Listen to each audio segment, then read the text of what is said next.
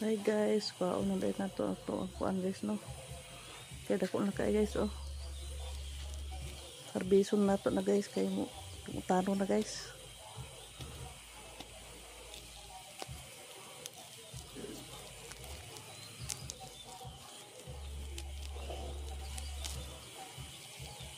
Guys, tara to ang palaya guys, dahil ato lang pong sagulan upuan guys, kanang sikwa, dayon atsal, ahos, sibuyas dahonan o sibuyas bombay.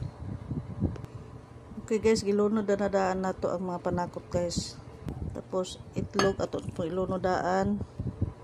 Cubes nga gi kuan, powder, asin. Mix na nato guys. Okay, gilunod na po panakot guys. Gulay.